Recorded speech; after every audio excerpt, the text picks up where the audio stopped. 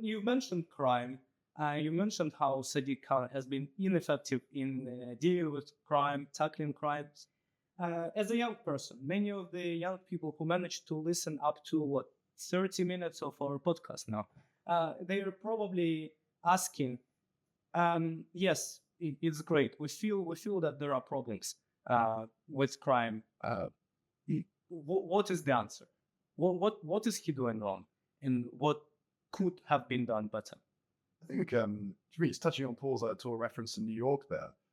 Back when Rudy Giuliani, who obviously has now got his own difficulties, but perhaps 20, 25 years ago, when he was perhaps a bit more sort of sensible, let's say, he brought in the 3 strikes policy in New York, sort of zero tolerance to the referenced it. And it meant that any sort of crime, whether it's littering, whether it's small level sort of apple theft or something like that, 3 strikes, and I think it was an immediate imprisonment for a few months.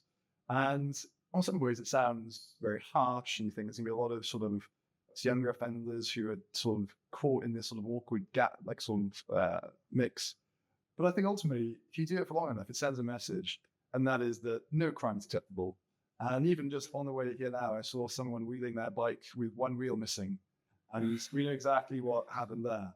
And that happens all the time. So I would be inclined to try and do a 3 strikes, zero tolerance approach. No matter how low level it is, that's it. So I think that would be just something that would be really interesting, trial, debate, have a conversation about. But I'm sure Paul has some more ideas. So. I think that's a really good idea. And I think obviously this is entirely top down. So the mayor should make it absolutely clear that crime is the #1 priority above all else, because without tackling that issue, you can't get everything else right. And another thing that you might want to look at, given that we know that resourcing is still on the ground, is working with businesses to get more security on the ground. So we see security, for example, the West End is provided by the BIDS, Business Investment District, and we can do more of that, it seems to me, if the mayor is committed to working with businesses in this area. But I hear a lot, yet I hear a lot of people criticizing the Conservatives for what is happening in London and what needs to be understood, even in the London Assembly.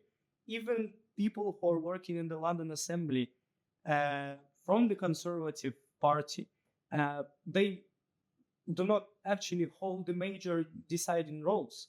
The major deciding role is mayors. So what has been happening in London is due to what mayor has been doing. This is what many people don't understand.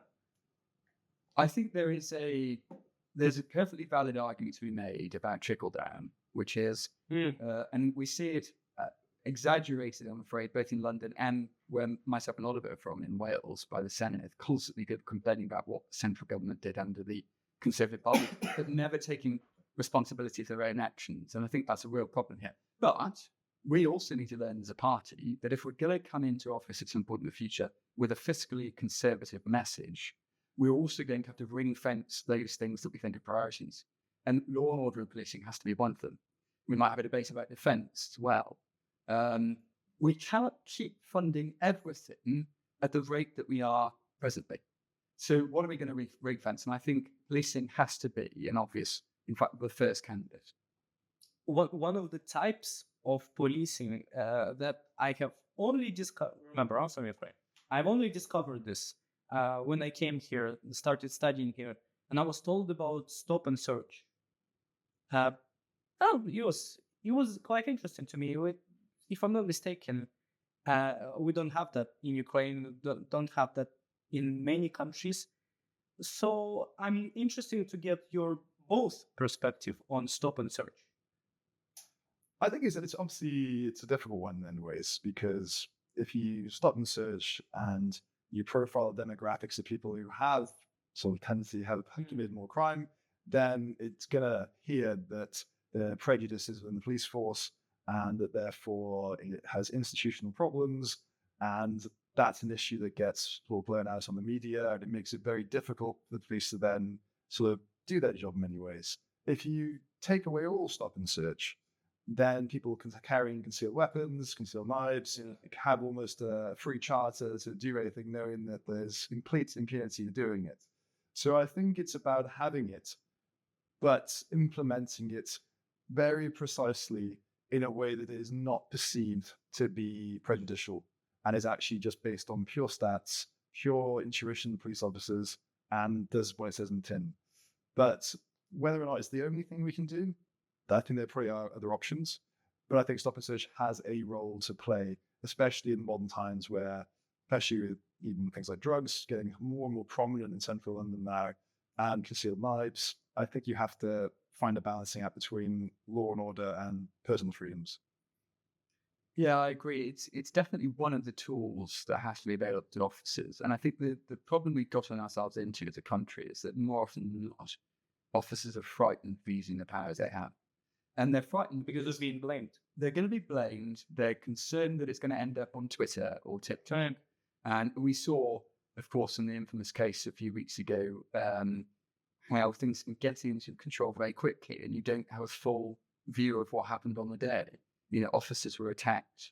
They responded to that with force, appropriately so in my view. But they were criticised on the day because you only had one snippet of whatever was happening at the time. I think we need to back officers. If we're going to start saying we need more and better officers, we need to pay them properly, and we need to make sure they know they're going to be backed.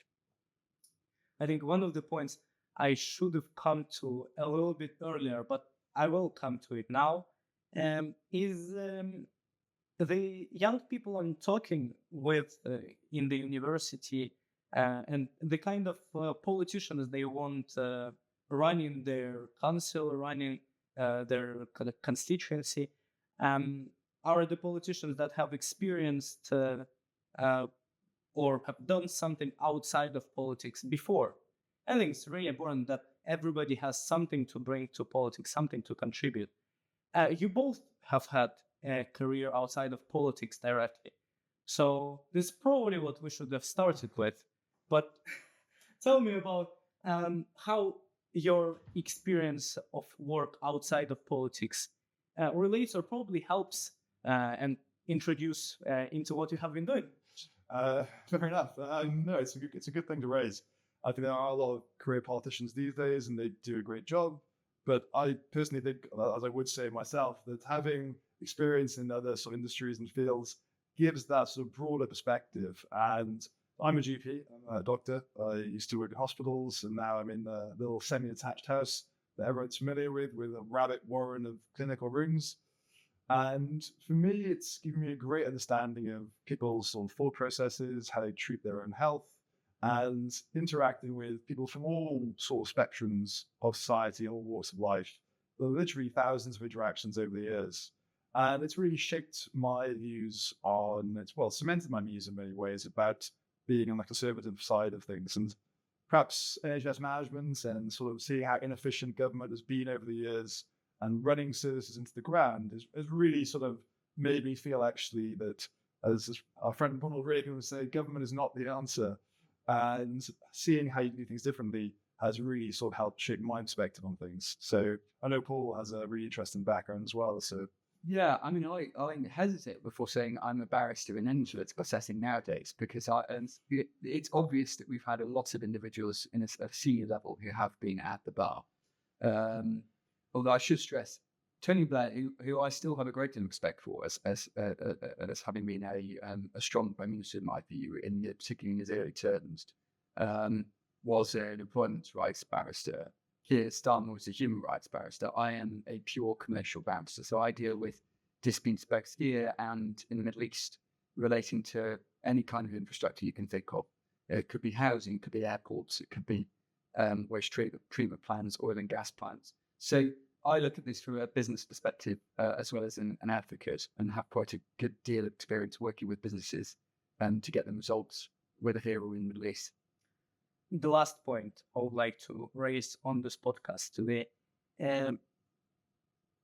is that I would say London and the UK as a whole is experiencing all sorts of economic problems, and we're hearing all kinds of comparison that some people in some areas of London are poorer than some people in some areas of the other countries, and the way Labour chooses to sort this out and tell me if it's working is by taxing, raising more money via tax. But of course, if it would have been so easy that you would just tax people and get the money and get the economy running, then probably every government would do it. What do you think?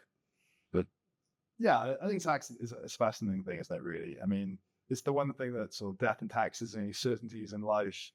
And I think if you look at the Scandinavian models, they have very high taxes and they also get a lot of public service for that. And that's what they're referring to. Yeah, and that's always the argument, isn't it? So it's like, well, if we tax more, we can all live like Norwegians and have this great public services.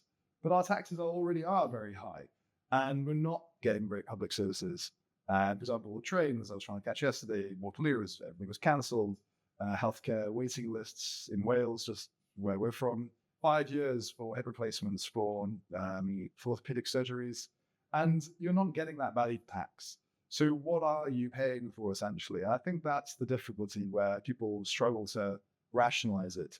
And if you take the different model, which is lower taxation, you encourage people to move to the country. And I do believe in trickonomics. I think if you do have more wealth, lots of wealthy people live in the city and they spend money, they buy their expensive cars or watches, then people working there goes to the frets and the shops and spending money in the cafes. It just stimulates employment at all levels. Now, obviously, there's a limit to it, but I believe there is a logic to it and not having those people at all and having them all go to Italy, which I think has carried the biggest benefactor of our wealth taxes.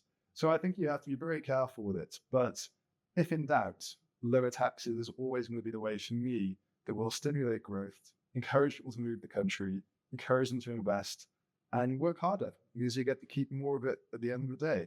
So I think that is the way forward for me. But Paul, I'm sure, is And I think what's fascinating about our tax system now is that it's become so progressive, actually, our tax system, that we're now at a stage where 60% of our income tax take as a country is coming from 3.6 million people. So when we've decided, and I don't necessarily think it's such a bad idea to decide that a large chunk of our income tax is coming from the wealthiest, you also have to be mindful that you need to keep the wealthy in the country because they're the ones that are really paying in a very big way for public services.